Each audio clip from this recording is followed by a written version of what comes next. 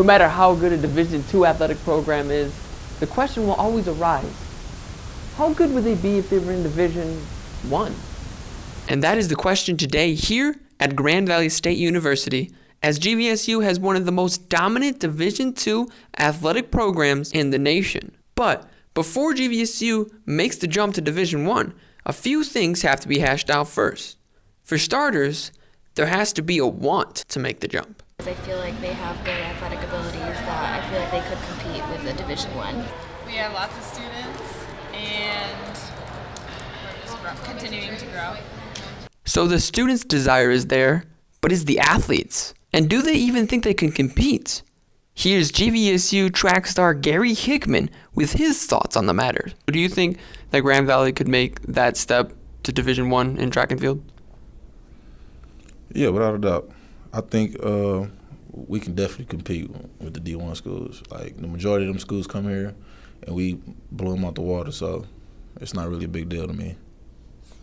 Now let's actually take a look to see if GVSU athletes actually stack up when in comparison to Division I top athletes. I took a look at the Florida Gators and Arkansas Razorbacks and their best times of the last season. Now the reason why those two organizations are relevant is because the Arkansas Razorbacks women's track and field team won the national championship in the outdoor season of last year.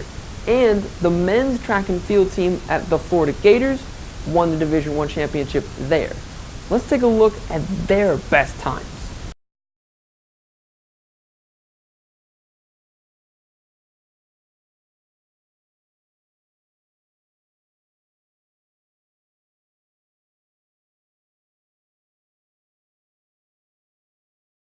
So, the Florida Gators' best shot put throw was 17.06 meters.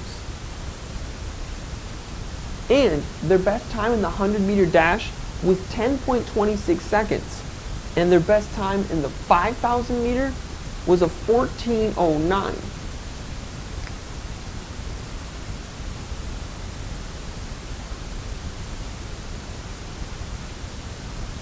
Now for Arkansas, their best shot put throw was a 9.5 meters. Their best 100, 11.31 seconds. And their best 5,000 meter, 15 minutes and 25 seconds. Now how does that stack up when in comparison to Grand Valley's times?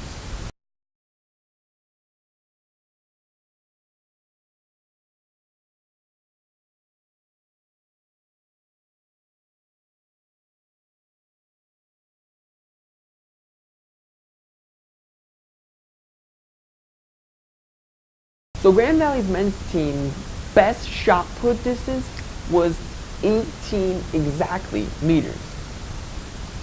Their 100-meter dash's best time was 10.48 seconds.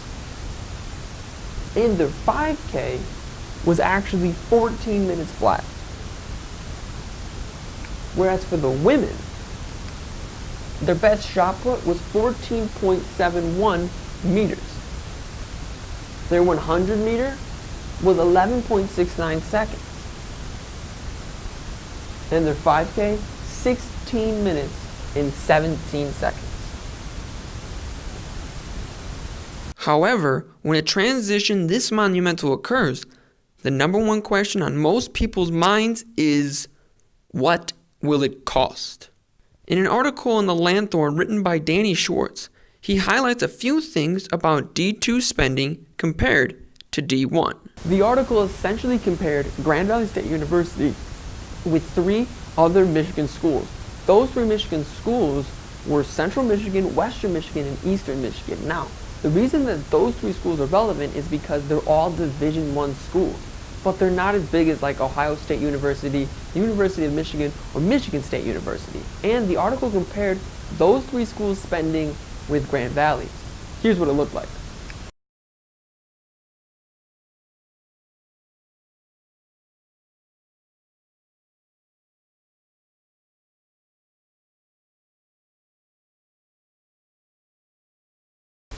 So, while Grand Valley spends $12.2 million a year on athletics, It's actually less than half of both Western Michigan and Eastern Michigan, and substantially less than Central Michigan.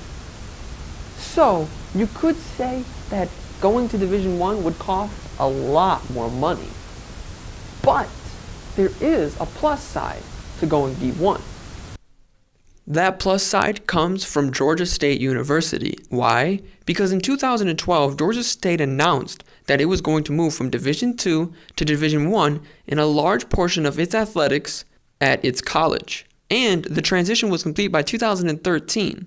After close examination of the finances of the 2012 and 2014 athletic program at Georgia State University, here's what I found.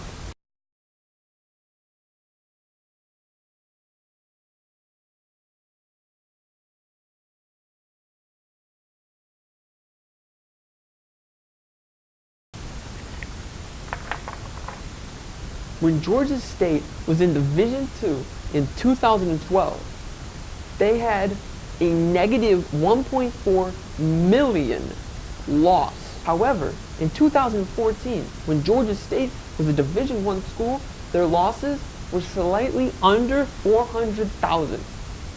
A $1 million difference just from going from D2 to D1. Should GVSU make the jump from Division II to Division I? The athletes and the students certainly want to. And the athletes can compete with top competition right now. Also, over time, the money made from being in Division I will help pay for the money spent on going to Division I. So in short,